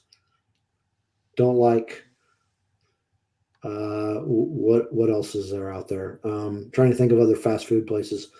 Jack in the Box, don't like their fries. What's See, another the thing about Arby's is I love Arby's because I love their sandwiches, but what I hated about Arby's when they did it is they used to make potato cakes, which is basically hash browns. But they called them potato cakes throughout the day. They took potato cakes out of the menu. They just recently brought them back, but they had potato cakes, and potato cakes are awesome because not very many people bought them, so they had to make them fresh. And I was Mhm. always getting hot and fresh potato cakes with my meal. That's one of the Yeah, biggest reasons why I liked Arby's was the fresh sandwiches and the potato cakes. yeah. But like, yeah, I like the curly fries. I don't like them. Rolando, Rolando, you're just coming into the butt end of a. we were talking about We rebels, were and talking somehow about we Star got Wars off. Rebels. Somehow Yeah, we got off got about way French off topic. fries and pork this and pork ribs and pork gumbo Welcome to and the pork. Food and Rebels show. Yeah, the food and rebel shit. Yeah, exactly, exactly. What's another fast food place that I didn't mention? Sonic. Yeah, I don't like their fries. They have ones that they sprinkle ranch sauce on for you. Yeah, I don't like. Yeah. Yeah. I know there's a Whataburger. I like their burgers. Don't care about the fries. Don't like them. Just get in line for a Wampa Wampa whoopie. whoopie pie. That's like a mud pie in a cattle pasture. I'm just saying. Yeah, I don't know about that. Yeah, I don't know. See, Eat. here's what it is. Everybody in the chat room is hungry. Everybody's hungry. That's how we got into Everybody's this hungry. discussion. And us having already eaten. We weren't roped in at the beginning, and then we got roped into it after we started talking about Rebels. Rebels season 4. Come on, Steve. So Tina says that the Whataburger here sucks ass, and she likes Smash Burger. Yeah. I think there's a Smash Burger here, but not in Norman. But I didn't like it.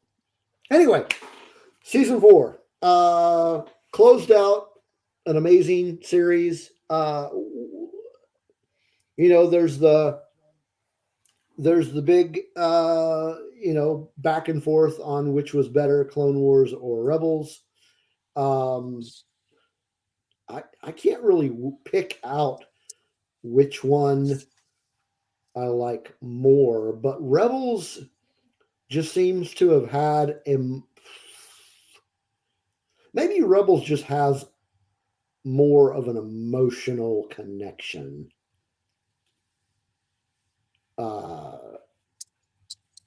I can't explain why. The writing was just so good on this show. Mm-hmm. I mean, the writing on the show rivaled most of the live action writing. The writing on the show was just amazing. Mm-hmm. The Yeah. stories they told. I think the biggest reason why people say that they can't decide, and this is something that I've talked to people about, is that the reason why they can't decide whether Clone Wars or Rebels, which one was better, is because of the fact that Clone Wars, you got more of it. Yeah. There's a lot more of it. Now the problem with a lot more of it is that there's a lot of filler. Yeah. Well, I mean, yeah, that's what I'm saying. that and because there are so many seasons, so many episodes, it's harder to digest. Yeah, yeah. And season 7, when they decided to finish the Clone Wars arc, and then they did season 7. Season Mhm. 7 was amazing as well, Oh, and it ended on such a crazy note when just the way they went through it, and they tied in like Revenge of the Sith that everybody yeah, loved so much, and things like that. I mean, season 7 really did a lot for Clone Wars in that respect, because it was good before, and there was a lot of good story arcs, but there was just so much of it, and there was a lot of filler, and there's a whole lot of different story arcs and different things going on, and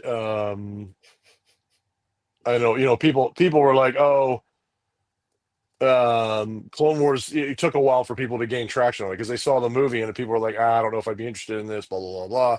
so And I might get some hate on this one, but you know uh-oh, what the common denominator between Clone Wars season 7 and Rebels was? Dave Filoni. That's another one. But I'm actually talking more general. Disney. They're both Disney era. Well, Disney, yeah. They both didn't happen until Disney bought Star Wars. Yeah, yeah. Well, and in all fairness, I will say this. In all fairness, there's no telling how long Clone Wars would have run had Disney not canceled the contract with Cartoon Network, or if they would have just agreed to pick it up and kept going with it. Instead of just canceling the series and stopping, if they'd have kept going with it, because like there's what's the lost episodes of what would have been the Cartoon Network version of season 7. Yeah.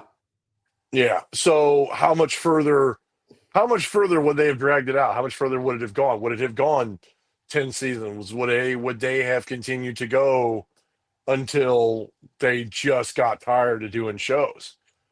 Yeah. You know what I mean? I don't want to say that it's going to be like a Simpsons something or other, or a Family Guy or something like that, where it just goes on forever and it's like one of the longest running cartoon shows around. But there's a good chance that we could have gotten seasons, 7, Well, 8, I 9, and mean, 10. Bad Batch kind of picked up where that last season began anyway, or last Mm. season ended. Yeah. Well, but that was season 7, though. Didn't it pick up where season 7 left off, basically? Yeah, essentially, yeah. Yeah. But that's still, that again, that's Disney era. I'm speaking Right. specifically towards, like, if Disney, let's say, let's say Disney didn't buy it. Let's say Disney never acquired Lucasfilm, and Dave Filoni just took over the company under George Lucas's supervision, and he went where he wanted to go with it, and he kept going with Clone Wars. I can't really speculate because I don't know what would have happened. Yeah, and that's kind of what I'm talking about. So, in fairness, like to your comment earlier, in fairness, we don't know how far Clone Wars would have gone had Disney not acquired it and canceled the contract with Cartoon Network. We don't know Yeah. how far that would have went. But then again, we also don't know what the, because at the time Dave Filoni didn't have any ambitions towards movies or TV shows, Right. and there was no streaming network to put Star Wars shows on. So hmm what would we have gotten? Would we have gotten more movies under Dave Filoni? Would we have gotten more, would we have gotten more animated TV shows that would have taken the place of some of the animated or the live action shows? How far would they have taken it? How far would they have gone with it? How far would how far would George Lucas have let Dave Filoni go with it? Would he have let him make 7, 8, and 9? And all we got was 7, 8, and 9 in the Clone Wars, and that was it. Yeah. I mean, we just don't know. We just don't know how that would have worked out. No, we don't. Yeah. So, I mean, really, honestly, the Bad Batch was made for, let's be honest, the Bad Batch was made to carry on the legacy of Clone Wars. Rebels was kind of made as a filler to fill the void of Clone Wars, but they did Mhm. really well with it. I mean, they did really good with it. Yeah. It was really good for an animated show. It was awesome. And and the Bad Batch was pretty decent too. I mean, it's not bad. Some of it was kind of slow. Season 2 was a little Yeah. but it was still fun. It was still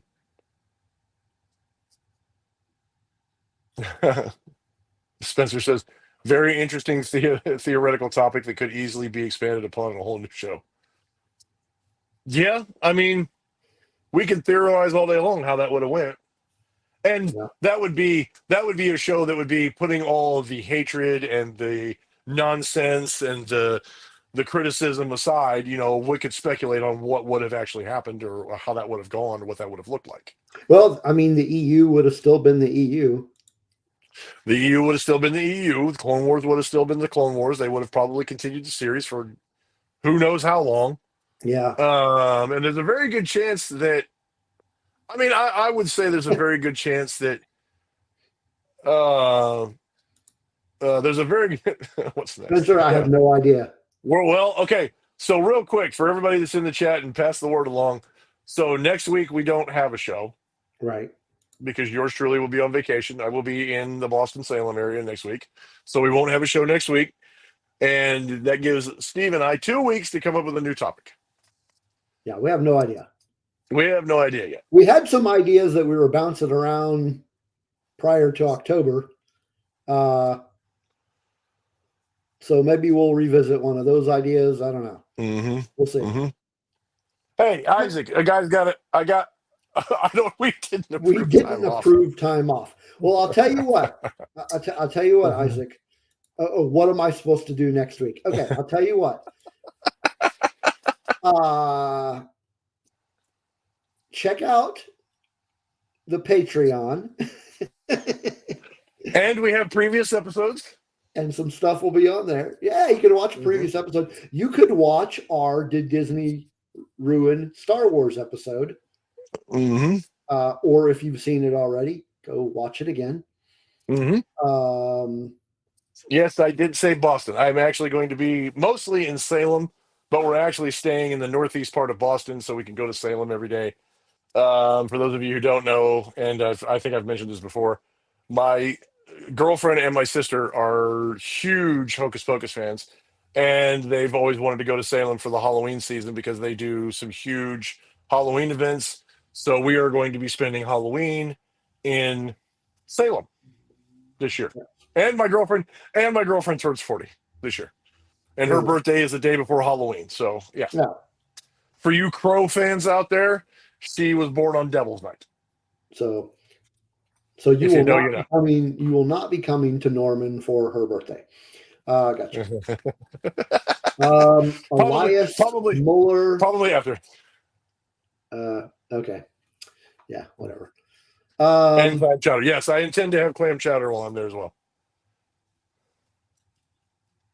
Is that the red or the white? The white.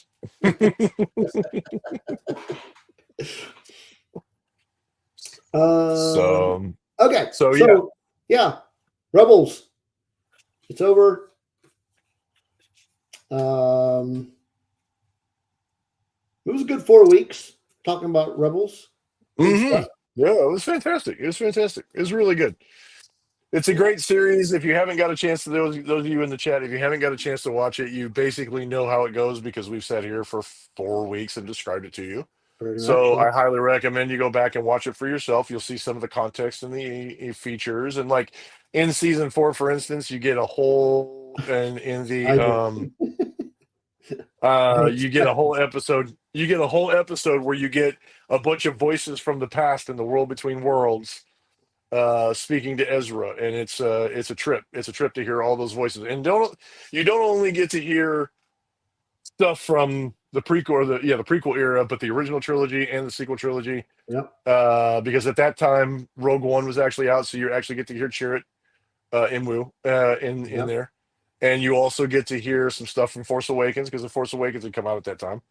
And so yeah, it's great. If you get a chance, like I said, it's peak animation and probably some of the best Star Wars animation you'll watch. It's really great. Definitely. Yeah. Good stuff. Mm-hmm. So if you folks out there have any suggestions on what you would like us to talk about, we'll take some suggestions, get some ideas. Has to be Star Wars related. Otherwise, it's going to wind up on a non-live stream. It'll wind up on a Patreon page or a patron exclusive. Hey, you can give us a Patreon exclusive content because then you'd have to join our Patreon page and you'd have to come watch it. Absolutely not, Spencer. We already did our Ewok episode. Will not be mentioned again. Hey, I thought we did pretty good on the Ewok episode. That was a hard one. And we were struggling actually off camera, we were struggling to figure out how we were going to come up with enough conversation about Ewoks to make it through that whole thing. And we actually, I think we did pretty good. I think we did all right. Yeah. I think we did good. We did fine. Yeah. So we will not be trying to muscle our way through that one again. No, we're not doing that one again. Yeah, not doing that one again. So I said you can make suggestions. That doesn't necessarily mean we are going to implement those suggestions. Yeah, it does not mean we will use them. We will consider them. Yes. Yeah, we'll consider them. I considered that one, and I denied it. And it has been up for consideration and it has been denied. No, nothing about the Droids cartoon either. No, the Droids cartoon. No. We could do a mashup of the Droids cartoon, the holiday special, and the Muppets one, if you the Muppets special edition, Star Wars edition, if you wanted.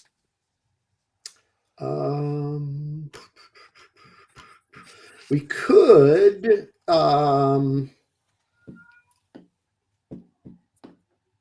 You have an upset cat. Yeah, I heard him. Pretty sure that was Earl.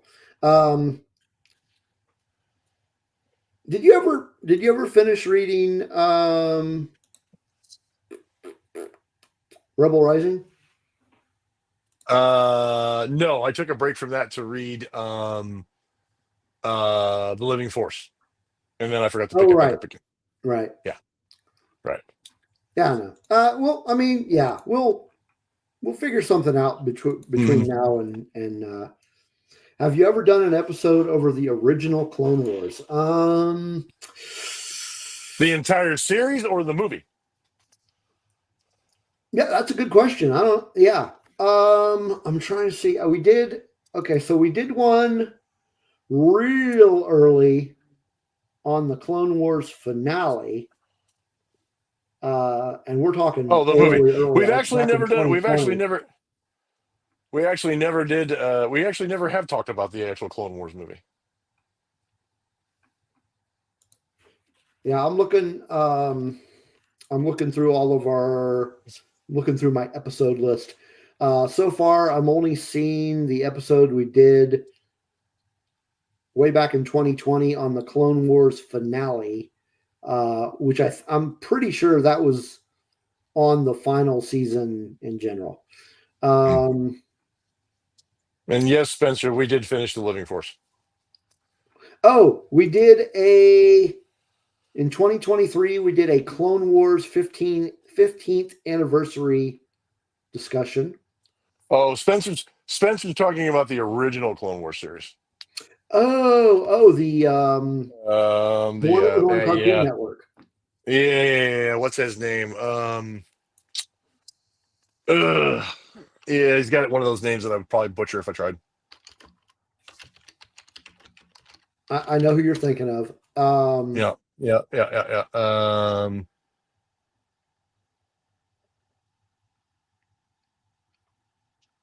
I actually have some stenciled prints of what they used to do that cartoon series, and it's sitting over here right now. I think I own it, like on. Mm-hmm. It's in the garage probably somewhere. Yeah, what was that guy's name? Jindy Tartakovsky. Tarkovsky. Yeah. Yeah, the Tarkovsky original. Yeah. No, we have never done an episode about that.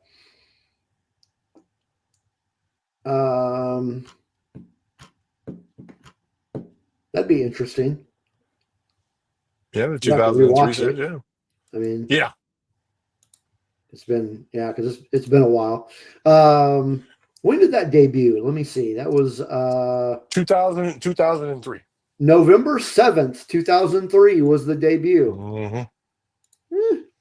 What do you think? Do you think we can watch that whole season between now and November 5th? I think we could make it because it's only like, what was it, 4 or 6 episodes? It's 3 seasons. Was it? But they're all like 50. Oh, really? I thought it was. Yeah. No. Wait. No, there's 25 episodes. But still, I think they were all really short. Yeah, seasons 1 and 2 were 3 episodes, 5 minutes long. Season 3 was 12 episodes, 15 minutes. Okay. I think that's how that's. Well, of course, the next. Right? I mean, the question would be, where do we find them? Are they streaming somewhere? Are they not on Disney Plus? I don't know. I don't know if they're on Disney Plus. Let me see. It might not be because it was exclusively Cartoon Network. Yeah, hang on. So I don't know. Let's see. Let me get on. Nope. They're on Disney Plus. Oh, there you go. Only season 1 is. Never mind. Yeah, it's like like you said, it's only like 2 hours fillers. We could talk about that, and we could talk about the movie at the same time. I mean, we haven't discussed the movie. We've got to figure out where it's streaming though. The Clone Wars movie. I have it on DVD or Blu-ray. No. The 2003. I thought you said the whole thing. Yeah, the whole thing. Yeah, I bet you could probably. I bet you. Season 1. I bet you if you look it up on like YouTube, you find it. Well, I'm going to try to find it on. Yeah, I'll see if I can find it on streaming somewhere. Spencer says it's all there, but I'm on the Disney Plus homepage and I'm not seeing it. I see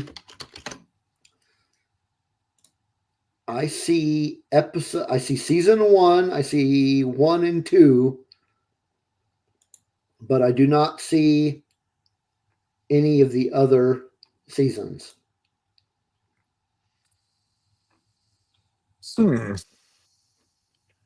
Yeah, I don't want to look at the chapter breakdown in the episode description. Yeah, because I watched it a long time ago. Yeah, it's probably been since it came out that I've watched it. That's definitely been that long for me since it came out. Okay, well maybe. Yeah, you might be right. It might be just broke down into like, is it Yeah, because broke it down said into seasons? because the first one says it's chapters 1 through 20, and the second one says it's chapters 21 through 25. So that, yeah, you're right, Spencer. That might be the whole thing. So there we go. That's what we'll do when we come back. We'll talk about the original Clone Wars. Yeah. So we do the Rock movie on. too? Huh? No, we'll do that for another episode. Okay. Sounds good to me. There you go, Spencer. Thanks for the suggestion, buddy. Appreciate All you. right.